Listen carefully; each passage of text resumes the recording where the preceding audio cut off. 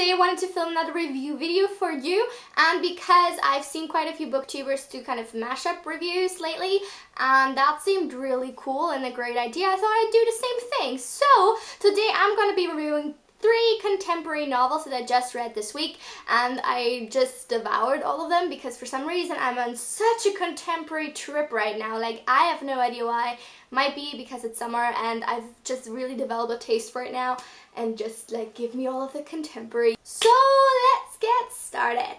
The first book I want to talk about today is called Fat Cat by Robin Brand. This book is about an overweight girl called Cat who is in high school, and she's not really happy with her body at all, and so she decides to make herself the object basically of an experiment for the science fair at the end of the year, and she tries to live as naturally as possible. So she eats only like really healthy foods, and she doesn't use technology where it can be avoided, and basically her ultimate objective is to win the science fair because another person who's competing is her former best friend Matt, who 3 years ago did something unspeakable to her apparently. We don't find that out until much later in the book, but she tries to beat him because apparently he betrayed her. That's all we know at the very beginning.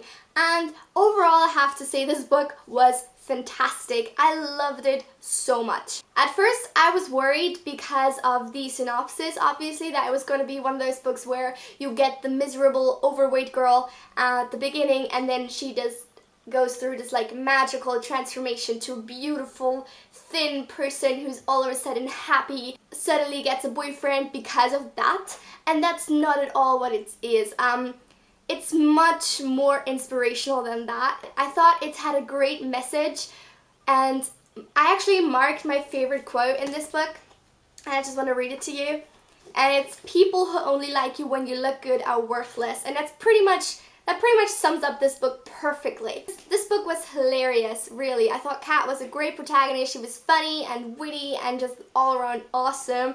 And I enjoyed seeing her go through this transformation because she also doesn't do it by like the stupid diet way where you only eat like, I don't know, one food product for like a year and then you lose weight, obviously, because you're basically starving yourself. She does it like the smart way. She goes and sees a dietitian. She like does her research on it, and she doesn't just like eat nothing and go, I don't know, work out like crazy every single day. She really does it the smart way, and I think that's an important message to put out there, that if people do want to lose weight and if they do want to feel better about themselves and about their bodies, that there are ways to do that without damaging, like permanently damaging yourself in the process.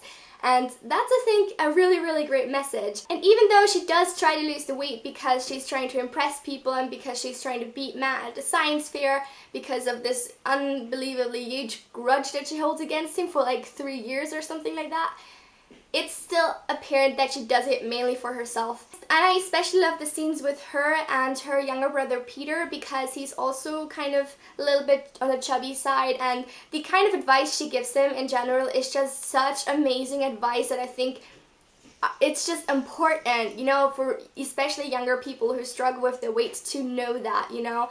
And the one quote I read you earlier, that's something that Kat says to her younger brother, and it just really stuck with me because it's true. You shouldn't feel like you need to look a certain way in order for people to like you, and I just think this book has a great message. It's funny and just all around wonderful, and I gave this 5 out of 5 stars. On that very same day, because I was like on the train of contemporary, just like give me all of the contemporary ever, I read another book, and it's This Song Will Save Your Life by Layla Sales. This book is a lot darker than Fat Cat, and deals with a lot more serious issues. Not that being overweight is not a serious issue, but this book is about Elise, who has literally not a single friend in school. She's bullied for just being different all the time. She has nobody to talk to. She feels really down, and she like does things for attention that get her in even more of a shitty situation. Her life all around sucks, and it's pretty like sad to read about as well, because you just feel like, I want to help you but I can't because you're not real. Until one day she accidentally stumbles in on a underground dance club and starts like working as a DJ there, and it turns out that she's awesome at it, and that's kind of her niche. It seems like she's found her place in life, and this book basically is about her kind of regaining trust in herself and also in other people, that they will actually like her and that she can be herself around them, because at the very beginning of the book she also tries to kind of really mold herself. She tries so hard, she works so hard and tries to be cool like everyone else, but she fails at it miserably, and it's very, very sad to read at times. But at the same time, Elise kind of can be a very annoying protagonist. First of all, the way that she reacts to the bullying is kind of like, I don't even understand how one can be like that. Like she literally does nothing. She doesn't even talk back to them. She does nothing. She just lets them, like, she just lets other people treat her like shit, basically. And while I can understand, like, if you've been bullied for years, probably you don't have the energy and you're not brave enough to stand up to anybody anymore, it just kind of bothered me at times. She's incredibly self-involved and really only thinks about herself, not really about how other people might feel in certain situations. And throughout the book, some of the decisions she makes are just very incredibly egoistic. Kissing the guy that a friend of you likes maybe isn't the best thing to do, and then just going to say, oh, it's because he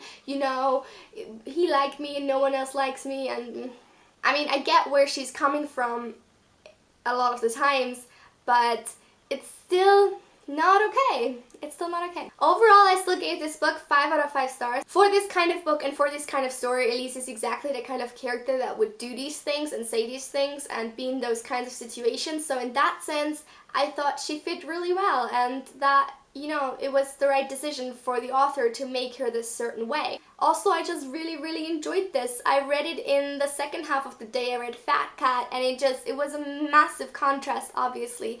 But somehow, despite the fact that it deals with so many darker themes, this book still manages to be funny and still, like, certain topics that you would think are very taboo, it deals with them in kind of a more approachable way, in a way where you're like, that's a human way to talk about it, I don't know if that's just the impression I got from it, and I just enjoyed it a whole lot. And again, I gave this also 5 out of 5 stars. The last book I would like to review today is called Bunheads by Sophie Fleck. This book is about 19-year-old Hannah, who is a dancer with the Manhattan Ballet Company that's really famous, and basically it's about her struggles trying to stand out of the crowd of all professional, all amazing dancers and trying to get promotion. And then she meets this really cute musician guy who's not a dancer, obviously, and it's kind of, someone from the outside, because her world revolves all around dancing and all around the theater, and she hardly ever goes out. She has literally no free time, like none at all. And so basically this is about her struggling with conflicts of, should she stay in the company or should she leave and try and lead a life away from dancing, or at least away from this kind of really, really intense kind of dancing. And again, I really enjoyed this book a whole lot. I guess it's because I'm really into ballet. Like, I've only been doing it on and off for like 2 years. I'm not very good at it, but I still enjoy it and I enjoy watching it, and I apparently also really enjoy reading about it. If you're not interested in ballet, there's nothing for you to be gained from this book at all. But if you are, it's a very interesting the insider perspective basically that you get from this book, because the author herself used to be a professional ballet dancer, and so a lot of these things are actually very, very accurate. She talks about the really, really heavy competition that's going on between the dancers and the heavy pressure they're under to succeed and to perform well, and the physical and emotional damage basically that they get from doing this one thing that they love so much and dedicating all of their time, all of their life, all of their energy to it. And it's just really fascinating. I really, really appreciated the way that the character was portrayed as not, the innocent goody-goody who still, does shit talk about other dancers behind their backs, even the ones that she proclaims to be her friends, and how how they put dancing and the competition of dancing even above their friendships. So for example, right at the beginning, she introduces this one girl, Zoe, as her friend. Like the narrator introduces her as Hannah's friend, and then pretty much the first thing she does is, you know, doesn't seem very friendly at all. And that's something to kind of wrap your head around at first, that like literally for these dancers, at least in this book, I don't know how it is in real life, but in this book, the dancers put nothing above dancing, like at all.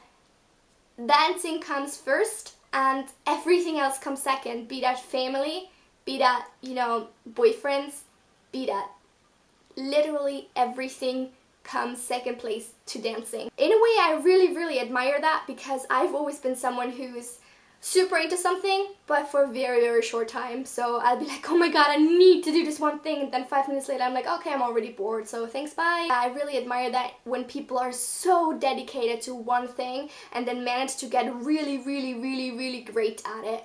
And I wish I could do that as well, but doesn't look like it. Overall, again, I really enjoyed this book. The reason I gave it only 4 to 5 stars is because I think it is only for a very limited audience, and while I get that, you know, that kind of comes with the topic, I think it could have been, you know, made a little bit more approachable for people who are not into dance. Not that that's a bad thing in itself, but I just, you know, kind of went for it and only gave it 4 stars. So that's it for my mashup contemporary review. If you enjoyed this video, be sure to let me know in the comments down below, because I'm currently reading some more contemporary books, and if you like, I can do another one like this. I hope you enjoyed this video, and I will see you soon. Bye!